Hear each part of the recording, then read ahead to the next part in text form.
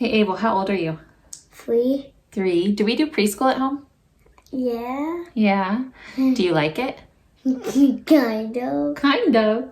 That's an okay answer. And is preschool hard or is it easy? Easy? Easy. Should we make it harder? Kind of hard. You want it kind of hard? Yeah. All right, high five. If you're new here, I'm Rian, a Christ-following wife and a homeschool mom to 3 boys. Here we talk all things homeschool, and we will learn together how to use our roles as wife, mom, teacher, and homemaker in order to glorify God. Let me just start off by saying there is no right or wrong way to homeschool your preschooler. It's going to vary on lots of different factors, which I will talk about later. But by and large, after homeschooling now 3 preschoolers, I have kind of a general philosophy that I want to talk about today. And that is that learning should be natural and should be fun, but it is also okay and perhaps even good to push them. So I will explain that in a minute, but there are lots of different ways that you can go about preschooling your kid. You can get the full box set curriculum from whatever company you choose to go with. You can just stick to we're just going to read and we're going to play outside a lot.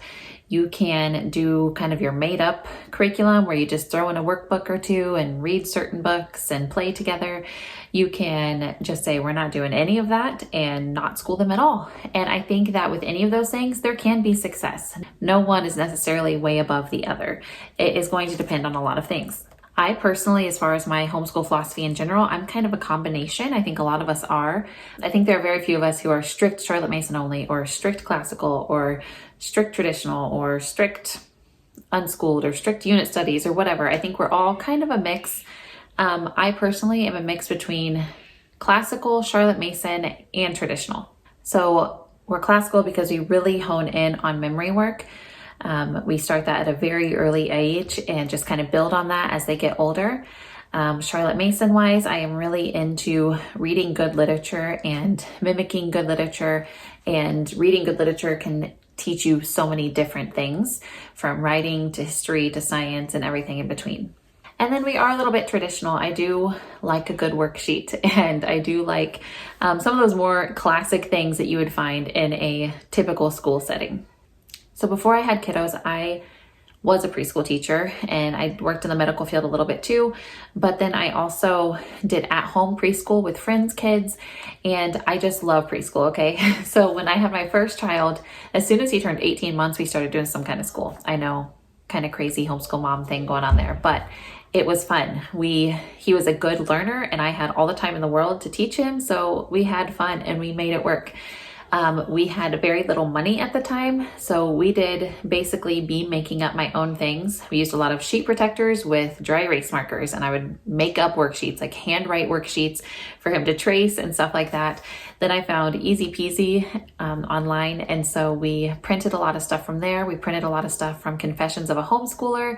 We played a lot of learning type games, and I just made them up on the fly, and it was beautiful and it worked. For my second one, I knew that since I was doing, I think kindergarten or first grade with my older son at the time, I needed something a little more just grab and go. And so I still use some of those old things that I used with my first kid, but then I also grabbed Horizons Preschool for 3s, and then we also did their preschool for 4s, or their pre-K, or whatever they call it. I ended up not loving the second one very much, but the the pre-K for 3s, or whatever they called it, was really good. And he thoroughly enjoyed that. Now for my third son, he is 3 now, as you saw before, and he has an 8-year-old brother and a 10-year-old brother. So our dynamic is totally different now. And for him, I am using Sunlight, and I'm also using purely preschool, and then we're also just adding in random stuff here and there. So like I said, what you choose to do for preschool really depends on your situation. We have seasons that are crazier than others. You have seasons where everything's just kind of calm and peaceful and kind of headed in the right direction. You have times when your life is total chaos, whether that be through sickness or deployments or moving or new baby, whatever you have going on. Then you have to watch out for what type of kid do you have. Do you have a kid who's going to just thrive sitting there and doing worksheets? Or do you have a kid that can't sit still to save his life? And then you also have to think about, how many kids do you have? What other commitments do you have going on with your other kiddos? Do you spend all day teaching the other ones? And so you're not going to have a ton of time to sit down and teach a full preschool lesson. It just all depends on what circumstance you're in. So for this season, I have 4 kids. And like I said, 2 are older, 1's a baby. So the baby kind of throws a wrench in things. We also are in kind of a busy season right now. We just have a lot of commitments outside of homeschool. So far, it's not too many commitments, but it's still quite a bit with sports and church and everything like that. And then also our 3rd one, he's just kind of a wild child. He's not bad. He's just kind of his own breed. Does his own thing. He's full of imagination, full of energy, has a little bit of a stubborn streak. So he just kind of takes a little extra attention sometimes. So with my preschool philosophy and the season that I'm in, which is kind of crazy with 4 kids and a baby and a determined, strong-willed 3-year-old, this is what I must have for preschool. Short lessons are a must. They have to be adaptable lessons. We have to read every day. And we have to use our group subjects to throw him in the loop with his brothers so that even if he's only catching snippets here or there while we're listening to lessons, he's getting something. And then we incorporate structured play. I think I'm making a monster truck. Okay. A car. I want to make a car. So with our sunlight that I said I was using, they are very short lessons. They are also very adaptable. So a lesson can take us anywhere from 15 to 60 minutes probably. It just depends on how many extras we want to throw in there. So they're a literature-based program, if you know anything about sunlight. And so there is quite a bit of reading. It's not an excessive amount. He can definitely sit through it. And he's, like I said, high energy. So that says a lot. But he also loves being read to, and I think most kids do. That's why reading is a mandatory thing for us every day, because most kids like being read to, even if they are kind of more of a hyper kid. These lessons are also adaptable, and again, this is not a plug for Sunlight, but this is why we use it. Like I said, you can do the bare minimum and it can be done in 15, 20 minutes, or you can do all the extra activities that include, Play-Doh and cutting up food and sweeping up beans and all these different little life skill things.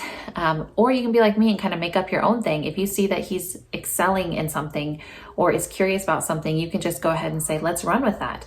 Today we played a firefighter game where he had to hunt for different letters and shoot them with his fireman hose. He's really into firemen right now. And then say the sound for me and all of that kind of stuff. So we play little games like that when we have that extra time and he's into it. About group subjects, like I said, when we're doing our memory work, I want him right in there with us. And he is not going to memorize everything that my 10-year-old can memorize, but he's going to repeat snippets, and those are going to get stuck in his brain, and those are going to be those memory pegs that he can add on to later as he grows and as we cycle back through and hit this memory work again when he's older. And then structured play, when I just need him to be, independently doing something, but I also don't want to put him in front of a TV. I want him, learning. That's when I get out something more structured. I give him the magnetiles and I say, hey, see what kind of tower you can build me. Build me a castle that, Bowser lives in, that you can send Mario in after. Okay, we gotta get creative here. And, or I'll say, here, sit here with the Play-Doh or with the kinetic sand if I'm feeling adventurous. And I let him do just kind of, it's playtime, but it's also learning. So yes, I feel like school should happen naturally. We went on a walk today. I let them stop and look at a dead snake. They didn't touch it, but I let them look at a dead snake in the road. I let them, pick up sticks and rocks and everything else. And, it's winter outside, so everything's kind of dead, but they still like to pick up those rocks and show me the fossils and everything like that. And so even my older boys, learning should be natural. They should, have a desire to figure things out and to create things, and you should nurture that for sure. But even in the preschool stage, I don't think you should stop there. Again, there's no wrong way to do it, but I feel like you can push your kiddos. You can, ask more of them sometimes. He naturally gets a lot of this by just being with his brothers and wanting to keep up with them. And so He says all the time, like, let's read these words. Let's read these words. He can't read. Today, he kind of almost read a word. Sat. But he can't read, but he wants to because he sees his brothers doing it. And books naturally spark curiosity too. And so there's a lot of ways that we do let natural learning happen. But I do push him. So when I say push, what I mean is I just encourage him to maybe do something he doesn't feel like doing, which for him a lot of times is coloring. The kid hates coloring. So I don't make him sit and color an entire coloring page, okay? But I consistently bring it up and say, hey, let's color for 5 minutes. And it just stretches them in many ways. One, I feel like it helps him to obey and follow directions, which are very important skills for 3 and 4-year-olds. It helps him to sit for longer periods. Now, I don't want to ever dampen his, energy, but I want to help him focus it sometimes, because when he gets older, there's going to be times when he has to sit and listen. And even now at church, there's times when he needs to reel it in and sit and listen. And then when it's time to let the energy go, you can go. I also like to push him so I can see where he is. So I can see, what do you really know? And I want to be able to see, okay, what is he really strong in? And I want to maximize on those. I want to applaud him on these crazy things that he can do with his little 3-year-old brain. And I also want to know, where he's kind of weaker. And so I can help guide him. If he's having a hard time right now, we're having a hard time with the 13, 14, 15, 16, saying those in order. And so I want to be able to just randomly throughout the day say, hey, let's count as we're picking up these toys. And just practice on that 13, 14, 15, 16. And I feel like exposing them to things, even things that they wouldn't choose on their own, just helps them to be introduced to things that maybe they didn't know. Maybe they don't know that they love counting because you don't really introduce it much. Maybe they don't know that they love drawing because they don't do it much. Whatever it is, if you just push them a little bit out of their comfort zone and expose them to different things, they're going to see more what they're good at and what they like. And like today, when he almost read that word, I was like, hey, he knows all these letter sounds. Why not try to put them together and just see what happens? Now, it kind of went over his head. He was kind of trying to go cat. I'm like, no, it's cat. He's like, what's a cat? So sometimes it goes over their head, but it's okay to push them a little bit, and it helps them to grow. It really does. So just know, whatever your current thoughts are, whatever your current circumstances, it's probably going to change at some point, and that's okay. If you're just in a season where you're like, we're doing great, just reading the books and playing outside, then you do that. We love doing both of those things. But I do encourage you, when you have the time, maybe give them a little push. Maybe encourage them to step outside of what they're comfortable doing, do something they maybe don't really feel like doing, and just see what happens. But ultimately, your kiddo needs you. They need, time. I love when we sit down to preschool, even if it's just 15 minutes, that is his time with mom. I'm giving him all my attention, and he just eats that up. And we want to teach them that the world does not revolve around them. And we want to show them, to be generous and, to be generous with time, not just with things. But we need them to know that, you are loved and you are made in the image of God, and we value you in our house. You're not just an annoyance to us. They can be an annoyance, but you're not just an annoyance. You're not just someone we want to be quiet so we can get to the big kid school.